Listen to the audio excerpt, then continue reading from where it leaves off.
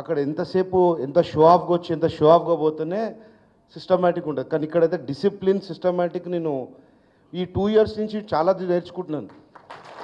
ఎందుకంటే నేను కాంగ్రెస్ ఫ్యామిలీకి నుంచి వచ్చిన బ్యాక్గ్రౌండ్ మా కాంగ్రెస్ కాబట్టి గాంధీ భవన్లో ఎంత లొల్లి చేసి ఏది వాళ్ళు కొడితేనే వాళ్ళ ఫస్ట్ ప్రైజ్ ఉంటుంది.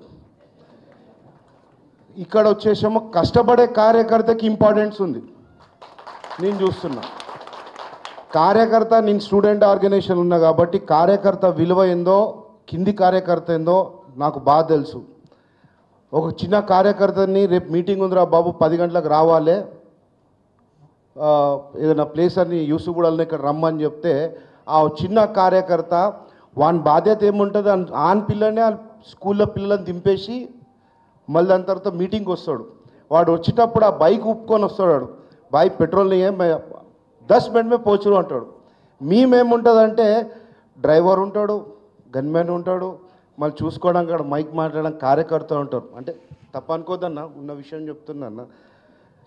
అది ఒక చైర్ ఒక స్టేజ్ గట్టిగా ఉందంటే ఆ మొల కొట్టినందుకు ఆ స్టేజ్ గట్టిగా ఉంది.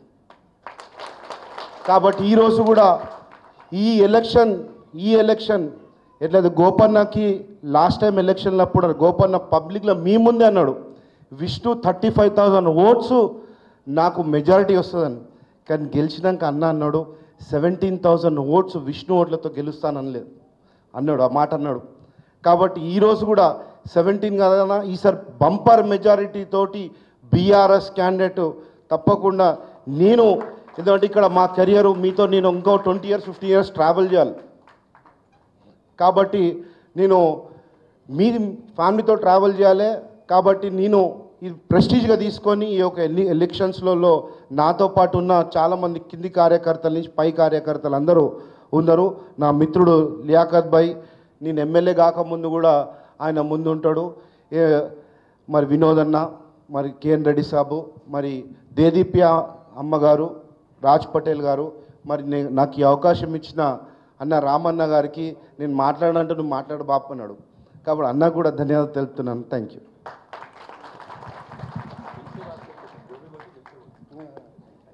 కార్యక్రమాన్ని ఉద్దేశించి మన కీర్తిశేషులు మాగంటి గోపీనాథ్ గారు సతీమణి సునీతమ్మ గారిని మాట్లాడాల్సింది కోరుతున్నాను.